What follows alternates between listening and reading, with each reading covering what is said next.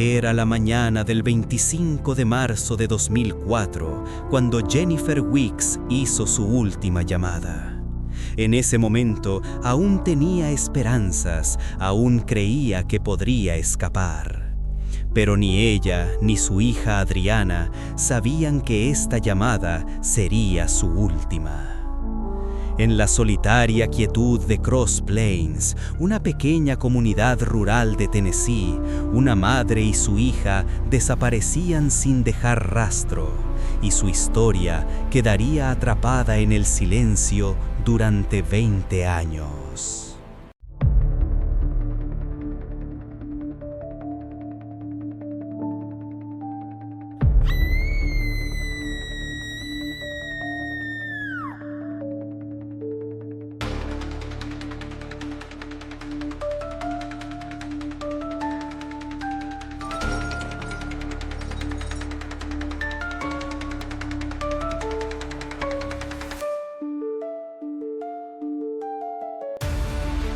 Bienvenidos a Rastros del Pecado. Un misterio que se extiende por más de 2 décadas, marcado por el silencio, el miedo y la incansable lucha de una familia, ha vuelto a surgir de las sombras en la zona rural de Tennessee. La desaparición de una joven madre y su pequeña hija en 2004 dejó una herida abierta en la comunidad de Robertson County. Ahora, una serie de confesiones retorcidas y descubrimientos macabros han destrozado 20 años de calma aparente, planteando una pregunta escalofriante. ¿Está la verdad finalmente al alcance o simplemente ha adoptado una forma más oscura y peligrosa? Para comprender el laberinto actual, es necesario recorrer el camino de la cronología, un mapa de la angustia que ha definido la vida de la familia Weeks. ¿Qué nos dice la última conversación de una madre sobre los momentos finales de su vida? Todo comenzó con el sonido de una voz familiar a través del teléfono, una voz teñida de una angustia que presagiaba una tormenta. El 24 de marzo de 2004, Jennifer Weeks, de 21 años, hizo una llamada que se convertiría en el último contacto conocido con su familia. Al otro lado de la línea, su madre escuchó a una hija desesperada. Jennifer estaba en la propiedad de la familia Benton en la zona rural de Robertson County, Tennessee, donde vivía con su novio, Joey Benton, y la hija de ambos, Adriana, de 2 años. La llamada no era una charla casual. Jennifer estaba visiblemente alterada, describiendo una acalorada discusión con Joey y sus padres. Su familia ya estaba preocupada. La relación, que había comenzado el verano anterior, se había deteriorado rápidamente. Descripciones de Joey como controlador, mezquino y violento pintaban un cuadro alarmante de la vida de Jennifer. Ella le había confiado a su familia que la actitud de los Benton hacia ella y su hija se había vuelto hostil, se sentía no deseada y tenía miedo. En el fondo de esa última llamada, un sonido desgarrador atravesaba la estática, el llanto de Adriana, de 2 años. Era el eco inocente de la tensión que saturaba el hogar. Jennifer le prometió a su madre que la llamaría más tarde para darle una actualización, para hacerle saber qué estaba pasando. Esa llamada nunca llegó. Esta conversación final no fue simplemente una queja sobre un mal día, fue una señal de socorro activa y una declaración de intenciones. A la luz del contexto de una relación abusiva, la promesa de volver a llamar se transforma. No era una simple despedida, sino un paso en un plan de escape, un intento de coordinar su salida de un entorno que se había vuelto insostenible y peligroso. Su desaparición, ocurrida inmediatamente después, sugiere que su intento de marcharse fue el catalizador del evento violento que silenció su voz y la de su hija para siempre. No se desvaneció, su plan de escape fue interrumpido por la fuerza. ¿Por qué una historia tan ilógica se mantuvo como la versión oficial durante tanto tiempo? Cuando Jennifer y Adriana fueron reportadas como desaparecidas el 27 de marzo de 2004, la primera y única narrativa provino de Joey Benton, el último hombre que, según él, las vio con vida. Su relato se convirtió en la piedra angular de la investigación inicial, una historia que la familia Weeks nunca creyó, pero que las autoridades tuvieron que seguir. Benton afirmó que la noche del 25 de marzo llevó a Jennifer y a la pequeña Adriana a una gasolinera Exxon en la cercana Cross Plains. Según su versión, las observó desde el otro lado de la calle mientras un sedán blanco de 4 puertas se detenía. Jennifer y Adriana, afirmó, subieron al vehículo y desaparecieron en la noche. Para añadir otra capa a su relato, Benton también afirmó que Jennifer regresó brevemente a la propiedad el día siguiente, el 26 de marzo, para recoger sus pertenencias y decir que necesitaba algo de tiempo. Para la familia de Jennifer, la historia era absurda y cruel. ¿Qué madre abandonaría voluntariamente a su hija, dejando atrás suministros esenciales como pañales y, de manera más crucial, el asiento de seguridad del coche de Adriana? Era una narrativa que desafiaba toda lógica y todo lo que sabían sobre el amor devoto de Jennifer por su hija. La familia siempre sospechó de Benton, recordando las frecuentes peleas y la tensión palpable en el hogar. Sin embargo, la historia de Benton, aunque inverosímil para los seres queridos de Jennifer, cumplió un propósito estratégico. No fue una mentira de pánico improvisada en el momento. La especificidad de los detalles, una gasolinera Exxon, un sedán blanco, parecía diseñada para enviar a la policía a una búsqueda inútil, una persecución de un vehículo fantasma y un conductor anónimo. Al introducir a un tercero desconocido, Benton se eliminó convenientemente de la ecuación final y desvió la atención de sí mismo y de su propiedad. Esta narrativa premeditada explotó los tropos comunes de las desapariciones, sugiriendo una fuga voluntaria con un nuevo interés amoroso, y proporcionó suficiente duda razonable para evitar que la investigación se centrara en él desde el principio. Fue una construcción deliberada que compró tiempo crucial, permitiendo que cualquier evidencia potencial se enfriara junto con el caso mismo. La implicación es escalofriante. En las horas posteriores a la muerte de Jennifer y Adriana, parece haber habido un esfuerzo coordinado no solo para ocultar sus cuerpos, sino también para fabricar una coartada coherente, lo que apunta a una culpabilidad consciente y una conspiración desde el primer momento.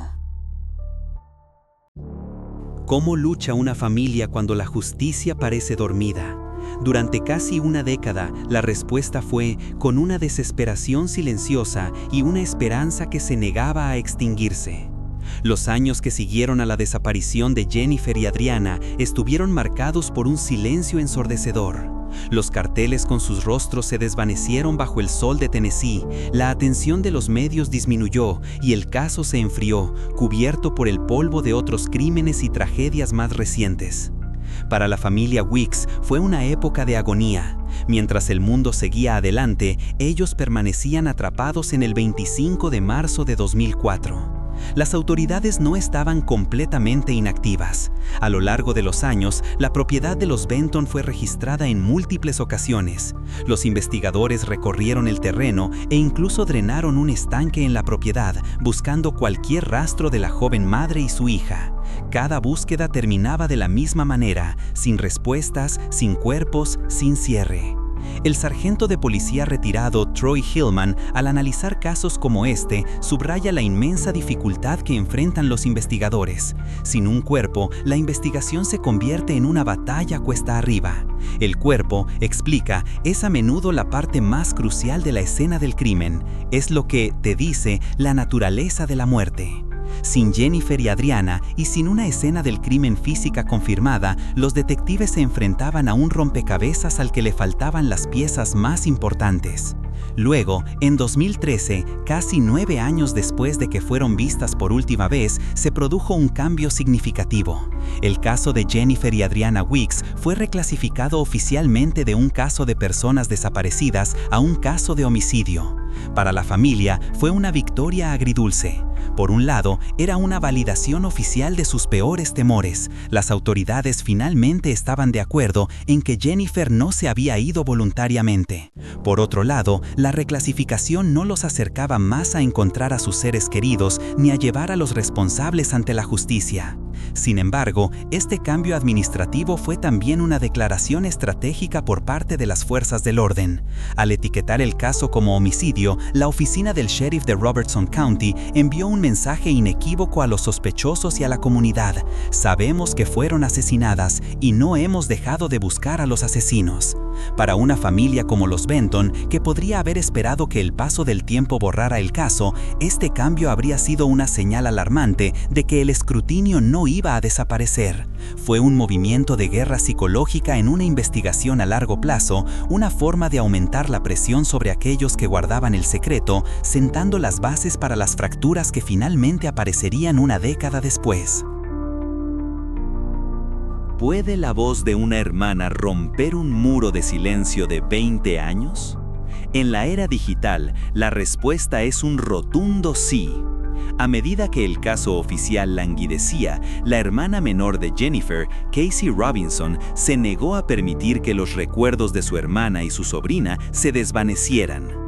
Se transformó de un familiar en duelo en una formidable defensora pública, una investigadora ciudadana y una autoproclamada Weeks Warrior. Casey se convirtió en la fuerza motriz que mantenía el caso a flote, una presencia constante que recordaba a las fuerzas del orden y al público que dos almas seguían desaparecidas.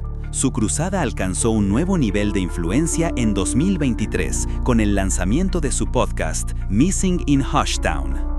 Este movimiento representó una democratización de la investigación de casos sin resolver.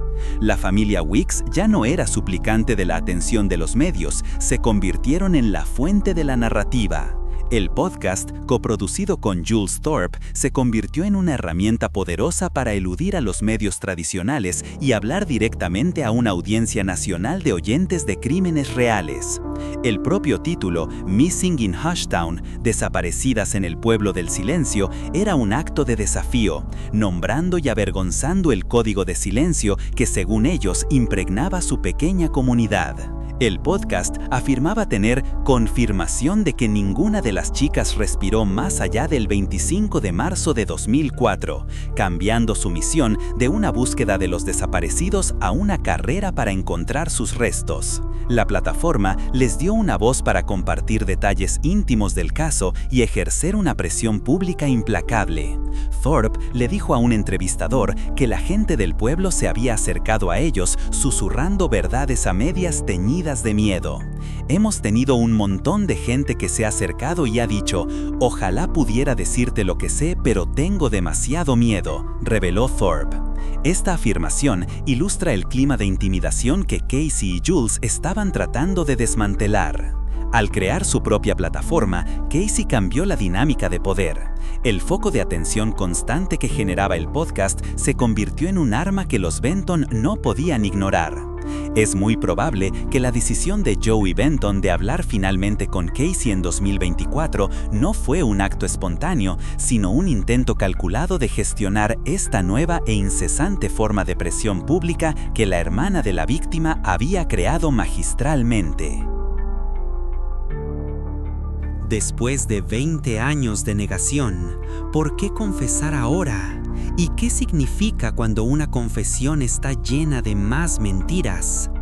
En 2024, el muro de silencio de la familia Benton finalmente se resquebrajó, no por el peso de la culpa, sino por la presión de fuerzas externas.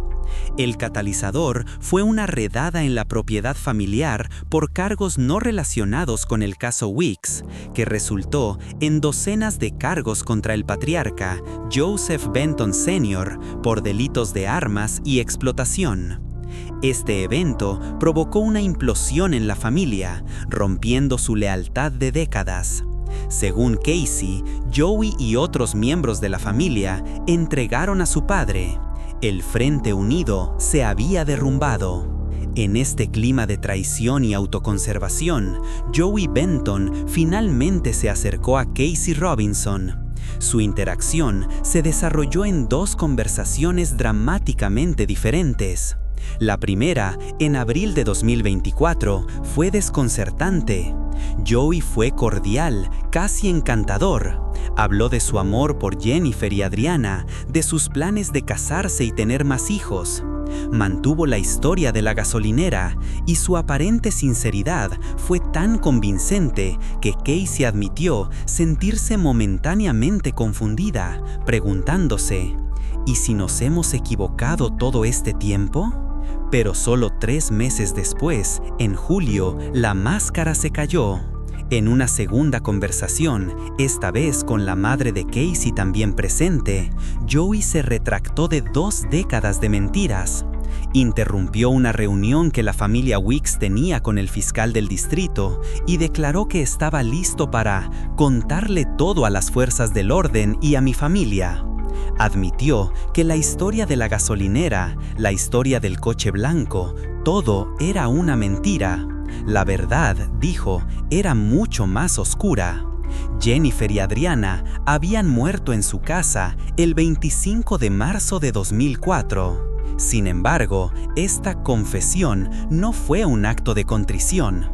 Joey proporcionó una versión de cómo murieron que ni la familia ni la policía creyeron. Una historia que consideraron tan poco plausible, que han decidido no hacerla pública para no contaminar la investigación con otra falsedad. Aún más revelador, aunque admitió haber ayudado a deshacerse de sus restos, proporcionó una ubicación específica que, tras múltiples búsquedas exhaustivas por parte de la policía, resultó estar vacía.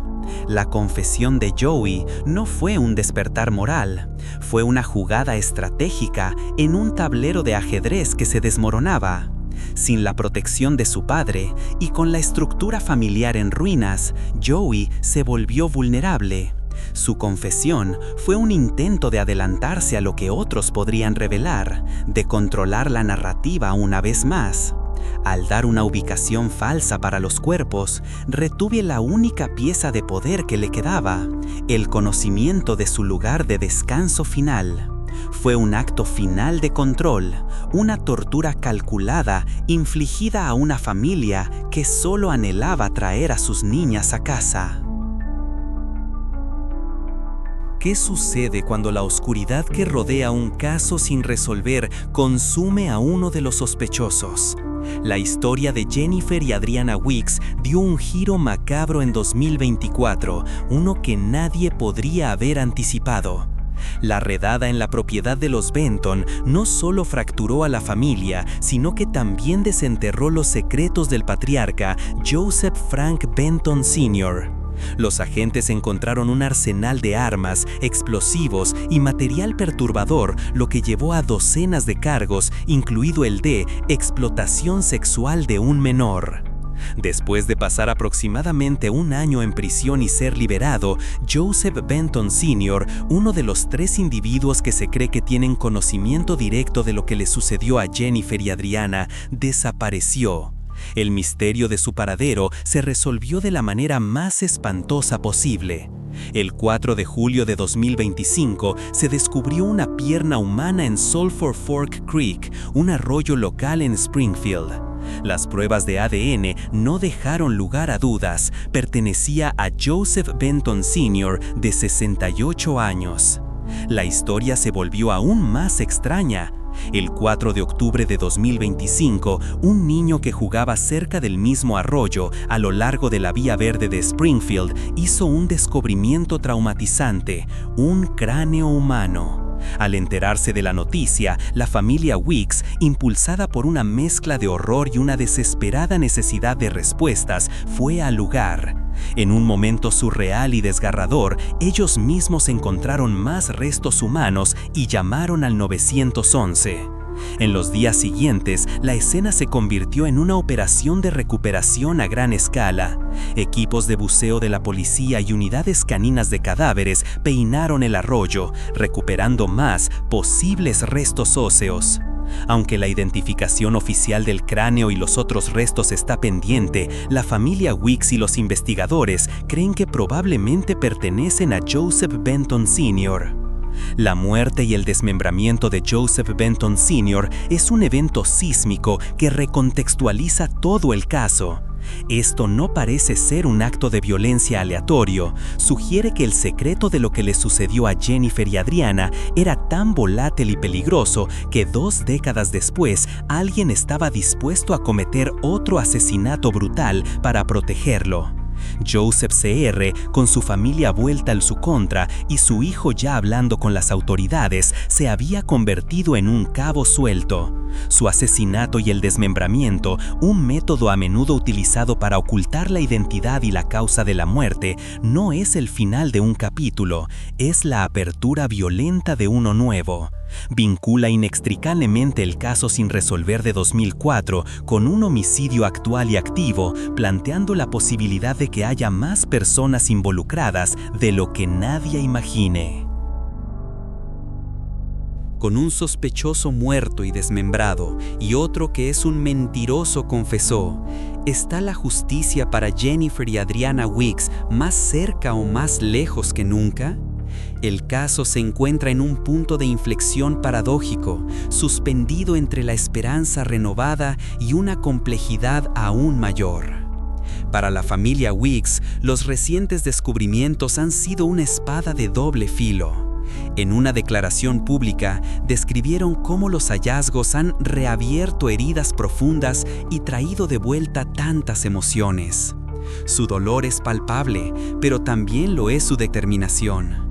Han emitido una súplica a las fuerzas del orden pidiendo transparencia sobre los resultados forenses y cómo los nuevos hallazgos pueden conectarse con la desaparición de sus seres queridos.